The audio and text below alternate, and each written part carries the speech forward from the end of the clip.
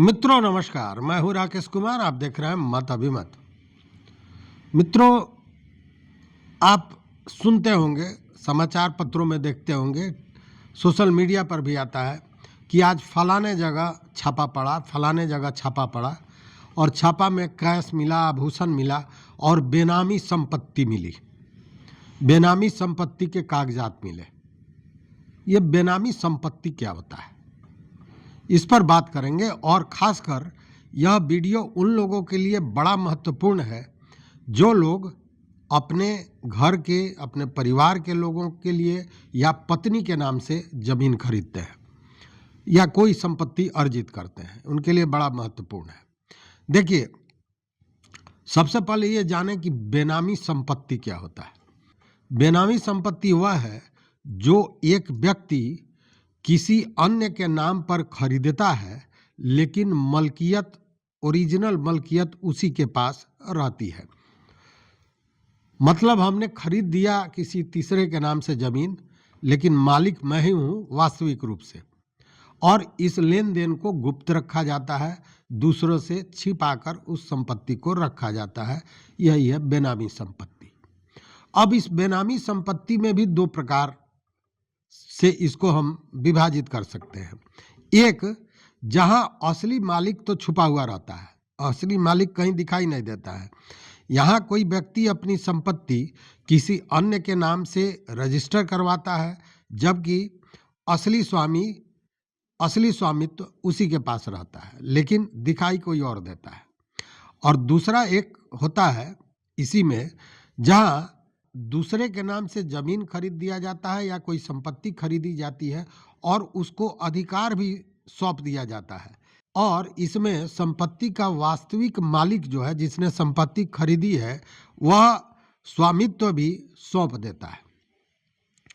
अब ये बात थोड़ा अजीब लगेगा कि एक बात तो समझ में आई बेनामी संपत्ति, कि हमने ज़मीन खरीदा किसी दूसरे के नाम पर, नाम केवल उसका चल रहा है, ज़मीन हमारी है, मलकियत हमारी है, सारा काम मेरा चल रहा है। और एक है कि हमने ज़मीन खरीद दिया और उसका स्वामित्व भी दे दिया, मतलब खरीदा मैंने अपने पैसे से, अपने संसाधन से, और उसको दे दिया, तो इसमें मेरा क्या लाभ है। तो वहाँ पे सबसे बड़ी बात होती है कि मान लीजिए कि हमने अपनी पत्नी के नाम से ज़मीन खरीद दिया या कोई संपत्ति खरीदी। अब वो पत्नी के नाम से है और मैंने पत्नी को अधिकार भी दे दिया, उसकी मलकियत पत्नी के नाम से है। अब पत्नी के नाम से है तो स्वाभाविक है कि मैं भी तो हूँ ही, लेकिन कानूनन वो पत्नी के नाम से वो अधिकार दे दिया जाता है। तो वैसे मामले को भी बेनामी संपत्ति कहा जाता है। और आप जहाँ भी देखिए इस तरह की घटनाएं आपको मिलेंगी।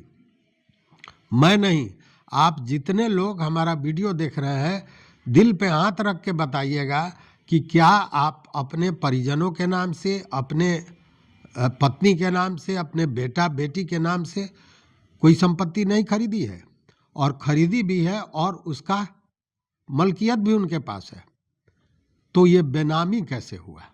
यह एक बड़ा महत्वपूर्ण प्रश्न, और इसको लेकर कलकत्ता हाई कोर्ट ने एक बहुत बड़ा फैसला दिया है। और यह फैसला सारे उन लोगों के लिए जानना जरूरी है, बहुत महत्वपूर्ण है, जो अपने परिजनों के नाम से, पत्नी के नाम से ज़मीन खरीदते हैं, लेकिन उनको डर बना रहता है कि कहीं इसमें हम फंस न जाए। इसीलिए मैंने कहा कि इस वीडियो को देखिएगा, समझिएगा। हाई कोर्ट का फैसला है, कोलकाता हाई कोर्ट का। देखिए हुआ क्या, ये मामला का पृष्ठभूमि समझिए जिस पर यह फैसला कलकत्ता हाई कोर्ट ने दिया है। हुआ क्या कि एक व्यक्ति ने कलकत्ता हाई कोर्ट में दावा किया कि उसकी माँ की जो भी संपत्ति है उसको बेनामी करार दिया जाए। मतलब कि उसके पिता ने कुछ संपत्ति अर्जित की थी अपनी पत्नी के नाम पर, मतलब बेटे के माँ के नाम पर, और उस व्यक्ति की मृत्यु हो गई, वो व्यक्ति नहीं रहा, तो बेटे ने अपनी माँ के नाम से जो संपत्ति है उसको बेनामी संपत्ति घोषित करने के लिए कोलकाता हाई कोर्ट में दावा किया। इस चीज़ को सुनने के बाद इस मामले में कोलकाता हाई कोर्ट ने सुनवाई की और सुनवाई के बाद जो फैसला सुनाया वह अद्भुत फैसला था और वह बहुत लोगों को राहत देने वाला फैसला था। कलकत्ता हाई कोर्ट ने कहा कि कोई अगर अपनी पत्नी के नाम से जमीन खरीदता है तो उसे बेनामी संपत्ति नहीं कही जाएगी, लेकिन उसमें कुछ शर्तें हैं। अब वो शर्तें क्या हैं ये भी बताएंगे, लेकिन उसके पहले जान लीजिए कि वह व्यक्ति जो हाई कोर्ट में यह परिवाद दायर किया था वो क्यों किया था। चूंकि माँ के नाम पर संपत्ति थी और माँ ने उस संपत्ति को अपने बेटी के नाम से गिफ्ट कर दिया था, मतलब इस व्यक्ति की बहन को दे दिया था, अपनी बेटी को दे दिया था, बेटा को नहीं दिया। इसी पर बेटा जो है सो परिवाद दायर किया था कलकत्ता हाई कोर्ट में। तो कलकत्ता हाई कोर्ट ने कहा कि अगर व्यक्ति अपने पत्नी के नाम से जमीन खरीदता है तो उसकी मृत्यु के बाद उसका एकाधिकार होता है उस जमीन पर उसकी पत्नी का, और उसको बेनामी नहीं कहा जा सकता है, बशर्ते, यहाँ शर्त दूसरा है, बशर्ते कि वो जमीन पारदर्शिता के साथ खरीदी गई हो और वह जो जमीन खरीदी गई या जो संपत्ति खरीदा गया वह किस स्रोत से खरीदा गया यह पारदर्शी हो, यह स्पष्ट हो। तो अगर मैं कमाता हूँ और अपनी कमाई से कोई धन अर्जित करता हूँ, संपत्ति खरीदता हूँ पत्नी के नाम पर, बेटा बेटी के नाम पर, तब वह बेनामी नहीं कहा जाएगा। लेकिन वही आमदनी अट्ठन्नी और खर्चा रुपया वाली बात हो, मेरे पास पैसा न हो, आमदनी न हो, और तब मैं अगर करोड़ों का सौदा कर रहा हूँ, संपत्ति खरीद रहा हूँ, तो वह बेनामी कहा जाएगा, इसलिए कि किस आय से खरीदा गया वह स्पष्ट नहीं होता है यहाँ। तो कलकत्ता हाई कोर्ट ने स्पष्ट कर दिया कि बेनामी संपत्ति उस संपत्ति को नहीं खरीद कहा जा सकता है जिसके खरीद के लिए जो आय की स्रोत है वह स्पष्ट हो, मतलब वो खरीदगी पारदर्शी हो, दिखाई दे कि यहाँ से आय आया और उसी आय के द्वारा इस संपत्ति की खरीद की गई। तो यह बात स्पष्ट हो गया। दूसरी बात कि कोलकाता हाई कोर्ट ने कहा कि अगर कोई इस तरह का परिवाद दायर करता है, मतलब वो कहता है कि ये बेनामी संपत्ति है, तो उसी को यह साक्ष्य देना पड़ेगा, यह तय करना पड़ेगा, न्यायालय के सामने प्रस्तुत करना पड़ेगा कि वह किस तरह बेनामी है। मतलब कि यह जो विवाद पैदा करने वाले लोग हैं ये उन्हीं का काम होगा कि वो उसको बेनामी वो है इसका साक्ष्य प्रस्तुत करे। अगर वो नहीं कर पाता है इसका मतलब कि वो बेनामी संपत्ति नहीं है, मतलब जो आरोप लगाएगा उसी को आरोप सिद्ध भी करना होगा। आप सभी जानते हैं कि पति की मृत्यु के बाद उसकी जो संपत्ति होती है उसमें पत्नी का, बेटा का, बेटी का, सबका अधिकार होता है।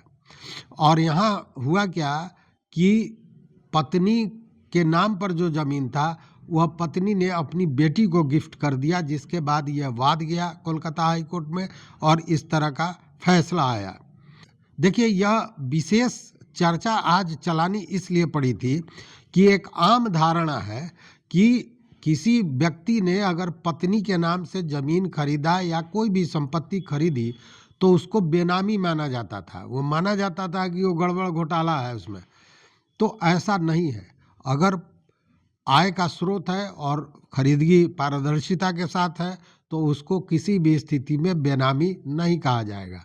तो कम से कम ये उन लोगों के लिए राहत का विषय है जिन्होंने अपनी गाढ़ी कमाई से और यत्र तत्र व्यवस्था करके कोई संपत्ति ली है अपनी पत्नी के नाम से, बेटे या किसी संबंधी के नाम से, तो वो बेनामी सीधे अगर कोई कहता है तो गलत है, वो बेनामी नहीं होगा। मतलब कि अगर आपने भी खरीदा है और आप विवाद से कानूनन रूप से दूर रहना चाहते हैं तो यह जो फैसला है आपके लिए भी बहुत लाभकारी है। तो इस वीडियो में बस इतना ही। देखते रहिए मत अभिमत मित्रों। कोई विशेष जानकारी होती है, कोई नई बात होती है जो आपके जीवन को प्रभावित करने वाला हो तो मैं निश्चित रूप से आपको बताता हूँ, आपके समक्ष आता हूँ। तो देखते रहिए मत अभिमत।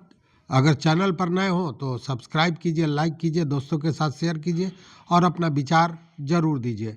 मेरे कमेंट बॉक्स में मेरा व्हाट्सअप नंबर भी डिस्क्रिप्शन में दिया हुआ है। तो यहाँ तक साथ देने के लिए बहुत बहुत धन्यवाद, कोटिशाह आभार।